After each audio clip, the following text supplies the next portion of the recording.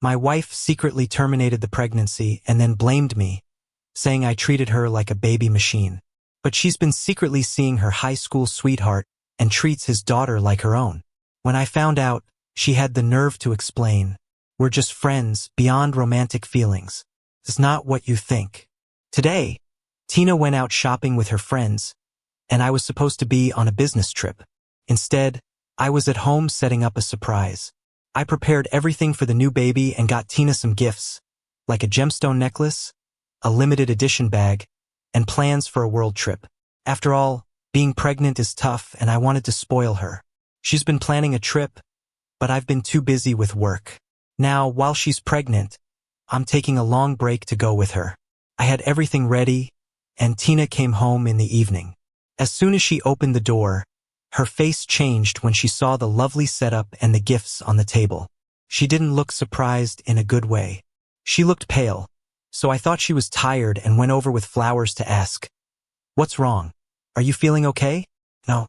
She shook her head, her eyes fixating on the table filled with gifts, including toys and shoes for the baby.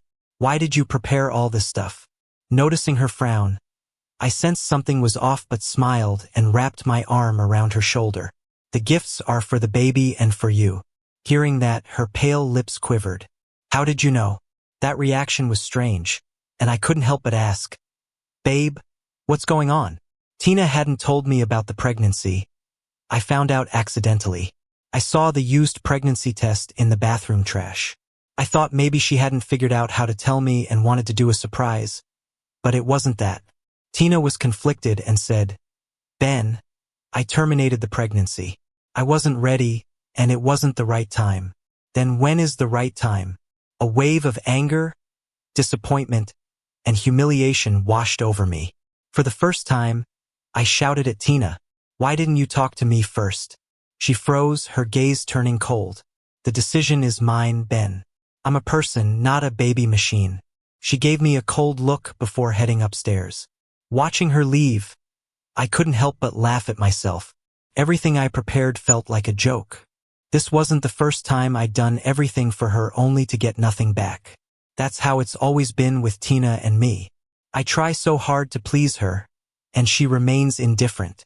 I fell for her at first sight and couldn't help but go all out for her. At a party, I spotted Tina in a corner, wearing a white dress, with her hair cascading over her shoulders, eyes lost in thought. She wasn't breathtakingly beautiful, but her cold, aloof aura drew me in like a moth to a flame. After that, I found out everything about her and started pursuing her.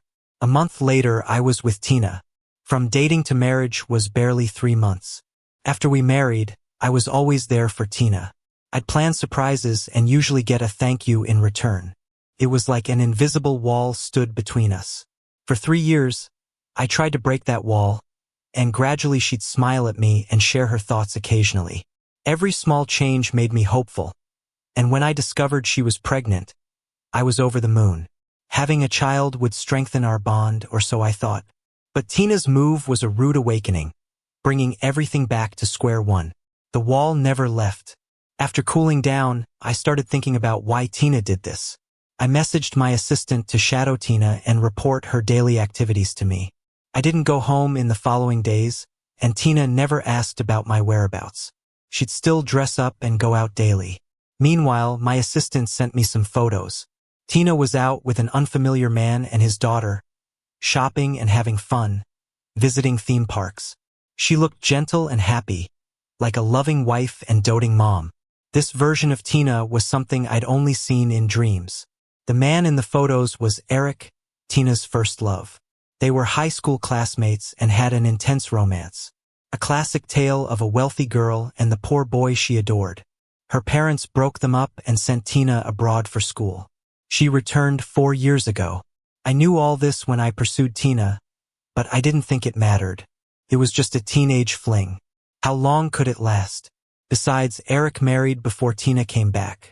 I didn't worry about him, but I underestimated Tina's lingering feelings. Eric lost his wife a year ago and is now raising his 3-year-old daughter alone. Tina somehow found out and reconnected with him a while ago. No wonder she didn't want to keep our baby. She's been planning to be someone else's stepmom. Even Eric's current home is one of my unused properties. Tina uses my place and my money to care for her first love. When I put the photos of Tina with Eric in front of her, she hardened and, in an arrogant tone, said, "Ben, did you have someone follow me?" I have been too submissive, which made her feel untouchable. Even with evidence, she had the gall to question me. I tamped down my anger, pointing at the photos with my finger. "Shouldn't you explain this first?" Tina frowned and said, "Eric and I are just friends. Nothing as sordid as you think." Ha! I was furious but amused. "You gave up our kid to take care of your first love and his daughter?" Tina was silent, and then a disdainful look passed through her eyes. "So what you really want is a kid, right? Ben, your so-called love is just wanting me to have your child. You're so selfish." After being married for 3 years, I always respected Tina and tried to understand her, never flipping out because of her cold attitude. In the end, she cheated on me and had the nerve to call me selfish. At that moment, I was completely clear-headed. I didn't have any love left for Tina. I spoke firmly. "There's nothing left to say, Tina. Let's get a divorce." "Divorce?" Tina narrowed her eyes, clearly irritated. "Even if something happened between Eric and me, that's in the past. Now he's struggling raising his daughter alone, and I'm just helping him out of old friendship. Can't you, as a man, handle that? I'm not petty, but I'm also not going to let my wife use my money to care for her first love. Do I look like a fool to you?" Seeing my cold expression, her attitude softened a bit. She sighed and said, "You want kids. I'll give you that, just not now, Ben. Can you wait a little longer?" She smiled slowly, with a hint of hope in her eyes. I responded with a cold laugh, "I'll get the divorce papers ready soon. Just sign it when it's done." Her smile fell instantly, replaced by a chilling glare. "Ben, you'll regret this. I already regret not waking up to this sooner, wasting years of my life." Tina moved out, arrogantly saying as she left, "Ben, I'll come back when you apologize to me." All she got from me was a cold stare. I stayed put on the sofa, barely looking at her, and said lazily, "Don't let the door hit you on the way out." She slammed the door and left angrily. The next few days, I had my assistant continue keeping tabs on Tina. Sure enough, Tina was visiting Eric's place, accompanying him and his daughter, going shopping every day. My phone kept pinging with credit card charges. I screenshot each one and then called the bank to freeze all of Tina's cards. It wasn't long before she called, furious. "Ben, why'd you freeze my cards? The cards are mine and so is the money." She questions me when she's spending my money on her first love. I never realized she was so shameless. I chuckled lightly, saying coldly, "Because the cards are in my name. We're not divorced, and what you earn is our communal property.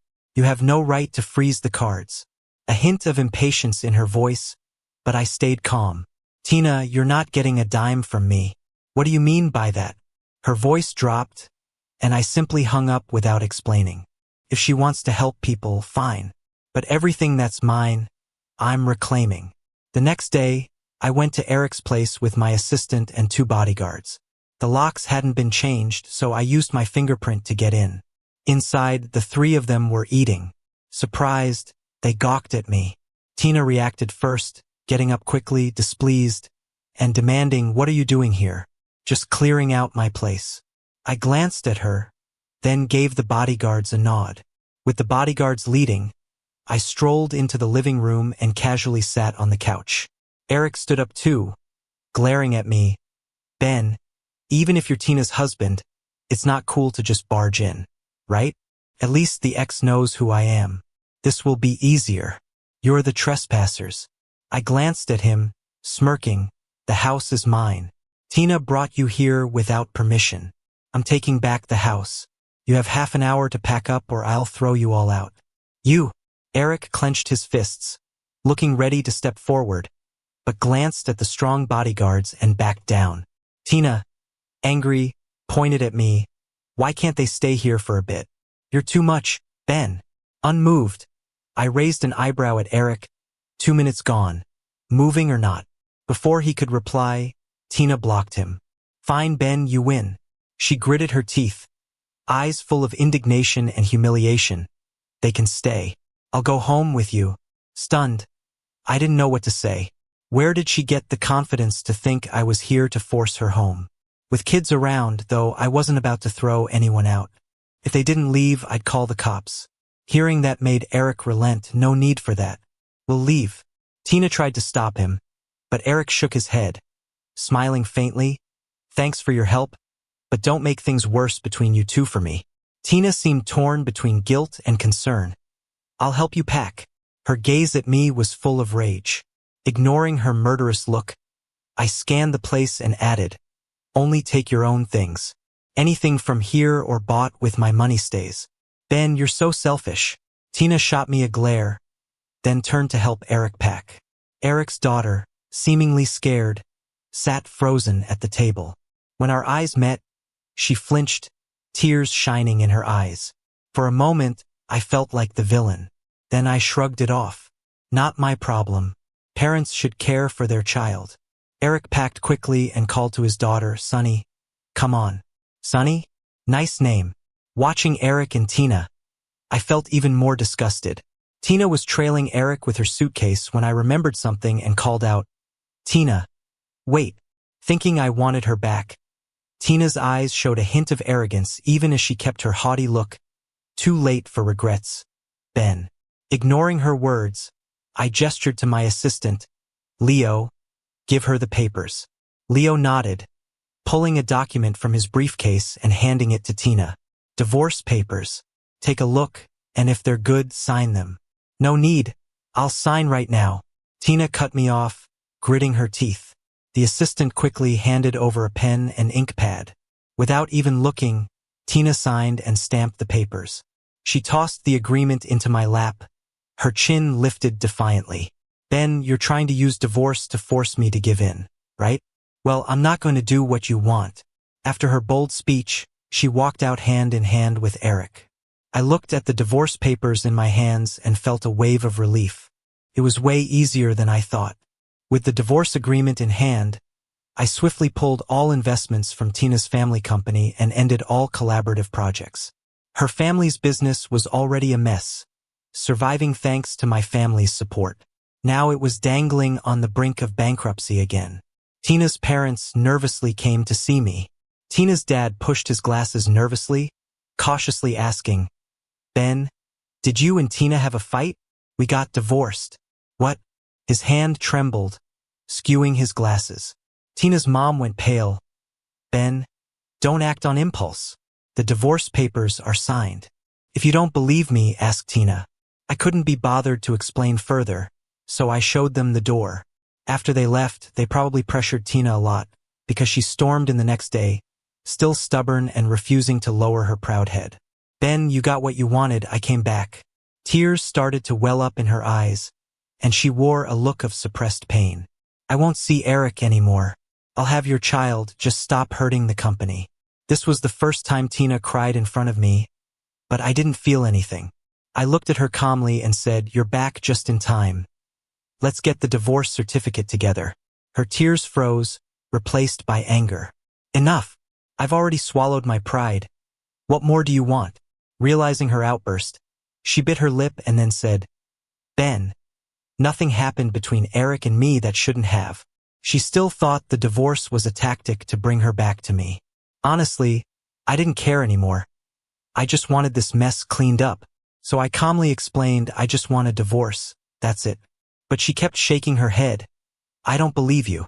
Suddenly, talking to her felt exhausting. So, Tina and I ended up in a divorce court battle. Since the divorce agreement was signed and I had photos and screenshots proving her infidelity, the divorce was finalized quickly.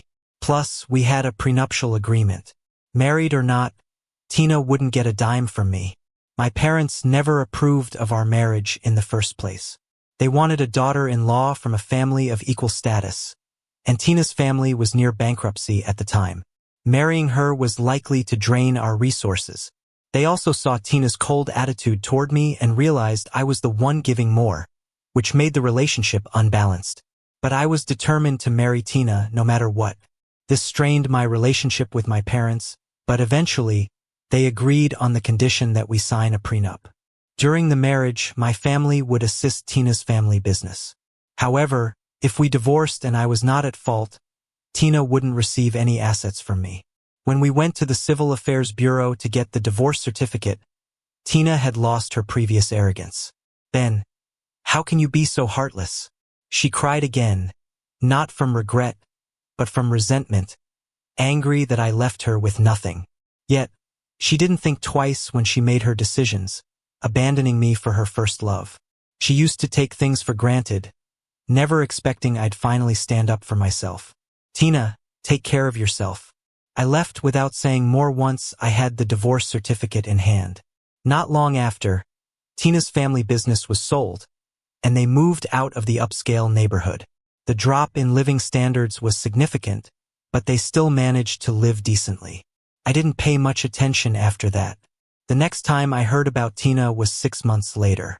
Assistant Leo hesitated before asking, "Ben, the front desk received an invite sent by Miss Tina. Should I take care of it for you?" Putting down the document I was reading, I raised an eyebrow with interest. "Let me see it." Leo handed me the invite. Opening it, I found a wedding invitation for Tina and Eric. The wedding was at a small hotel, set for the following weekend. Wow, friendship turned into true love, it seems. "Leo, prep a $200 cash gift. You'll come with me that day." "Sure." He nodded and left my office. On the wedding day, I showed up in a well-tailored suit, arriving during the toasting session. The place was bustling. Dressed in her white wedding gown, Tina trailed behind Eric, greeting guests, moving awkwardly from table to table, her face red after a few drinks. Eric didn't look back at her, just kept chatting with the guests. After a while, Tina scanned the room, seemingly searching for something. Her eyes lit up when she spotted me by the door. She whispered something to Eric, and they walked over together. "Ben, you came," Tina said, smiling with a hint of triumph. I nodded, motioning for Leo to hand Tina the prepared cash gift. Before Tina could take it, Eric snatched it up, squeezing it suspiciously. "Is this a check?" he asked. I immediately corrected him. "Nope, it's $200 cash." Eric's tone turned sarcastic. "Is Mr. Gua always this stingy at weddings? Gifting only $200? Despite the complaint, he still pocketed the cash with eagerness. I quietly took it in without showing much expression and said, "Not everyone ends up like this. This is the first wedding I've been to where people got married out of pure friendship. I've never seen it among my friends." Tina's face fell and she spoke up right away. "Ben, I didn't invite you here to cause trouble. I just wanted to show you that I can live just fine without you. I'm really happy now." Yeah. I nodded and smiled, giving her a once-over. "Tina, I'm gonna remember how happy you look now. It'll make me feel even better when I see you miserable later." I didn't care about the look on her face and turned to leave. Just outside the hotel, a girl stopped me in my tracks. "Are you Tina's ex-husband?" That was her opener. I didn't rush to answer, just looked her over first. She was wearing glasses, dressed simply, no fancy makeup, seemed like she just graduated. I nodded. "Yeah. Do you need something?" She looked serious. "Can we talk?" I had nothing else planned, so after a moment's hesitation, I agreed. We sat down in a coffee shop, and the girl introduced herself. "My name's Lily. My sister was Linda, Eric's ex-wife. Lily's parents passed away when she was young, and her sister Linda dropped out of high school to work and support Lily's education. Linda met Eric at work. They fell in love, got married, and had a kid. Things were okay at first, but after their daughter was born, Eric changed. He started drinking and became abusive, leaving Linda bruised and battered every time. Once he sobered up, he'd beg for forgiveness, and Linda, feeling sorry, held out. But he'd keep doing it. Lily tried to convince Linda to get a divorce, but for her daughter's sake, Linda endured it for 3 years. Finally, after being knocked out one time, Linda came to, seeing her daughter crying beside her, and resolved to end it. She couldn't bear her daughter living in fear anymore, so she decided to divorce. But just as she brought it up, something terrible happened. Eric had secretly racked up huge gambling debts. One day after sending their daughter to school, debt collectors showed up at their door. Knowing she was the debtor's wife, they demanded money. Things got heated, and in a scuffle, they pushed her down the stairs. Linda hit her head, losing a lot of blood, and it was too late by the time she got to the hospital. Eric hadn't even stepped out of the house during all this. Later, he turned around and demanded compensation from the debt collectors, wiping out the debt entirely, and walked away with $10,000. Ben, my sister, was killed because of Eric. Lily's eyes were wet with tears and full of hatred, locking onto me. He stole your wife. Don't you hate him as much as I do? Hate's a strong word, but yeah, Eric's pretty despicable. So I asked Lily straight up, what do you want me to do? She didn't hold back. I want custody of Sunny. I came today to take her while things were chaotic, but that jerk Eric hid her, and I can't find her. Apparently, Eric had anticipated all this and didn't let his daughter show up at the wedding.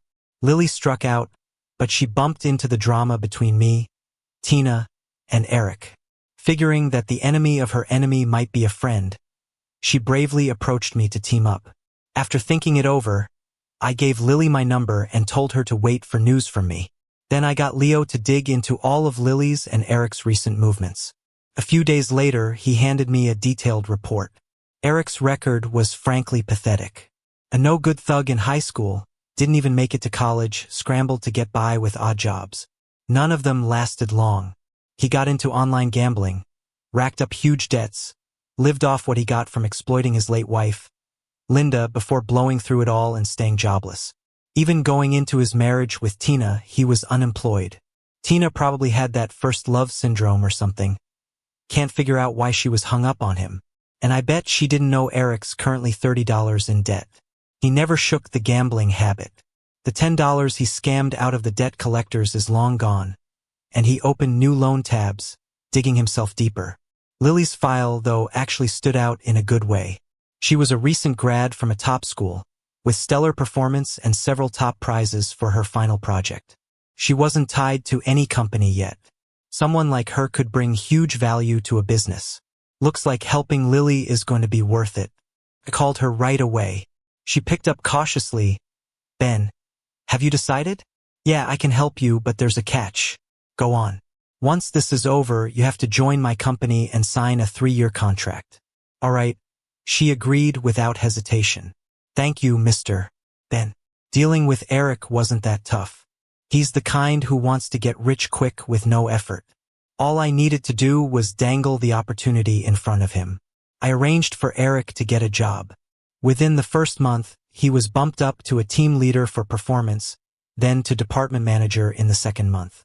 By the third month, the company got busted for fraud, and Eric got swept up and arrested. Being in charge meant significant responsibility, landing Eric in prison for over 10 years. Before all this, the company wanted to get my company to invest in them. I took one look at their info and passed. They put on a front of overseas trading, but behind the scenes, they were exploiting legal loopholes and making money in gray areas. A company like that was bound to get cleaned up sooner or later. However, after I put Eric in there and casually mentioned him to the CEO, he got promoted out of the blue. Eric really pulled through, especially in charming people. Not only did he surpass his business targets, but he also trained a standout team. He thought he found the perfect job, not knowing it was my doing. What awaited him were years behind bars. Once Eric was in, Lily naturally got custody of her niece, Sunny.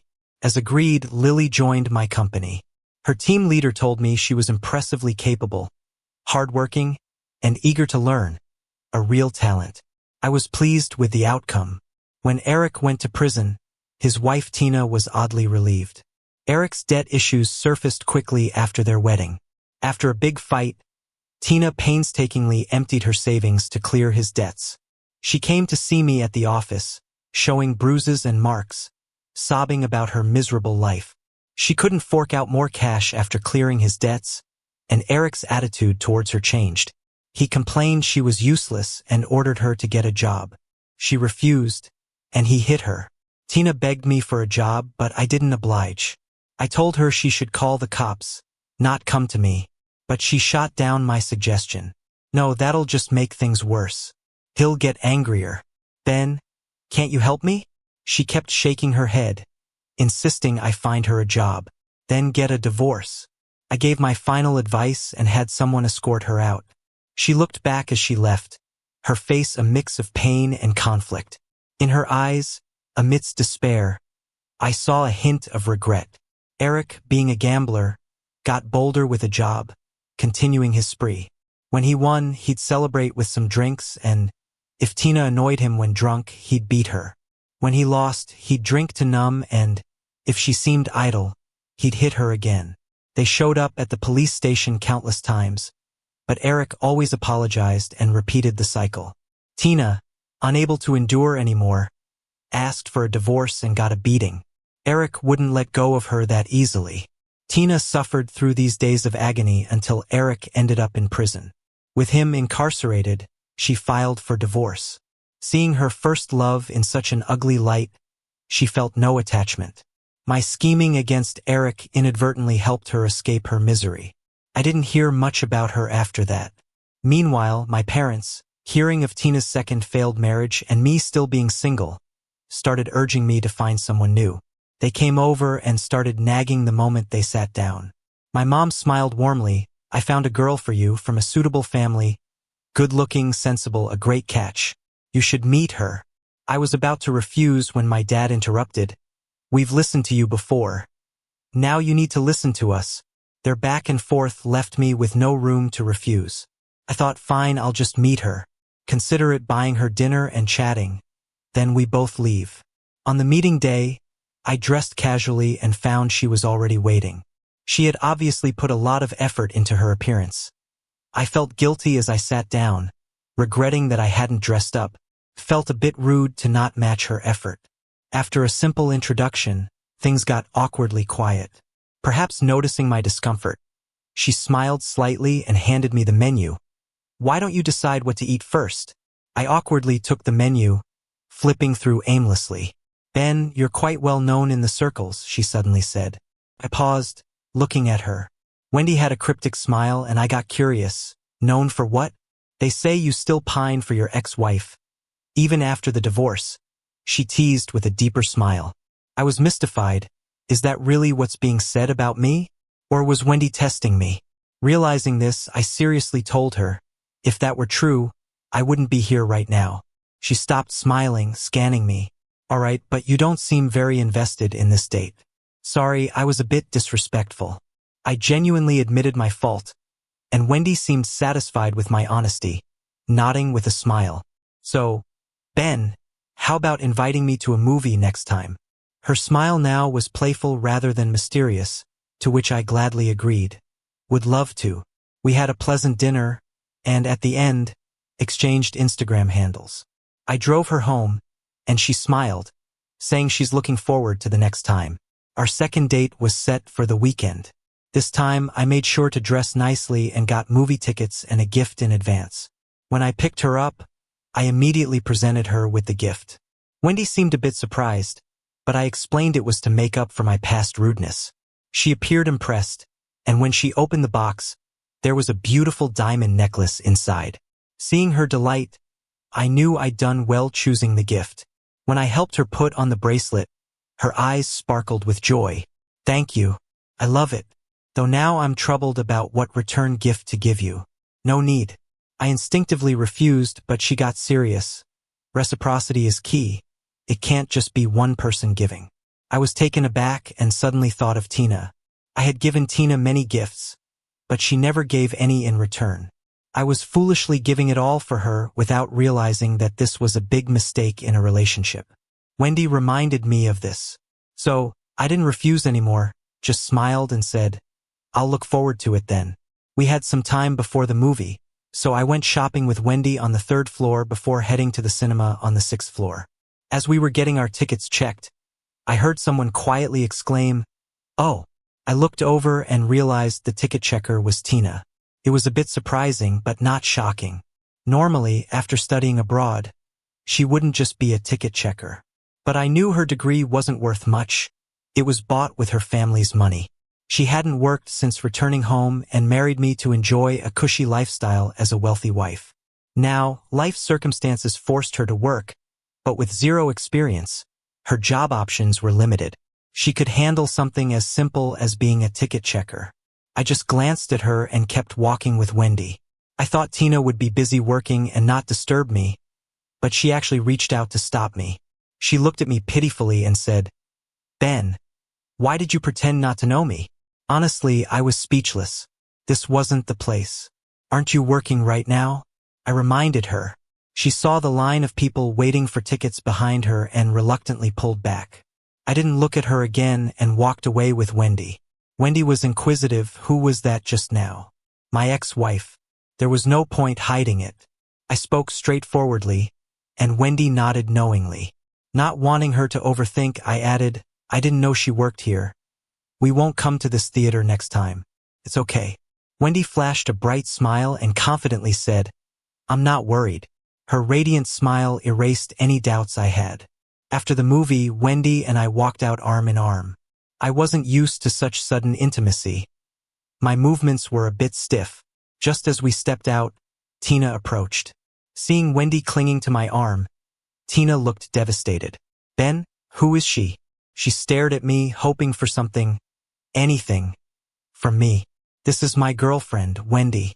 As soon as I said it, Tina shook her head in disbelief. "I don't believe you. You knew I worked here and brought someone to upset me on purpose, right?" "Ben, I give up. Can we not get back together?" Ridiculous. Still fooling herself after all this. "Tina, unlike you, I'm not intimate with just anyone. All my affection is for my partner." I made it clear, and any hope in Tina's eyes slowly faded away. She wiped her tears and walked away. Watching her leave, Wendy whispered, "She seems a bit unstable?" "Maybe," I casually replied. Going from a pampered princess to struggling for a living within a year is a lot to handle. "Anyway, when did I become your girlfriend?" Wendy suddenly challenged me. I chuckled, a bit embarrassed. Just as Tina pestered me, I instinctively used Wendy as a shield. But I've thought seriously about my relationship with Wendy. Moving into a relationship right now might be too quick. If you feel uncomfortable, we can take our time getting to know each other. I want something more with you. I was sincere, but Wendy just laughed softly. "You dummy. Can't you tell I did it on purpose?" Her words clicked with me. She had deliberately helped me out of that situation. I thanked her warmly. "Thank you." "You're welcome, Ben." Looking forward to it, she smirked, like a clever fox. I couldn't help but laugh with her, feeling something subtle yet uplifting. Looking forward to it, Wendy. I still have a lot to learn about relationships, but I have time to figure it out.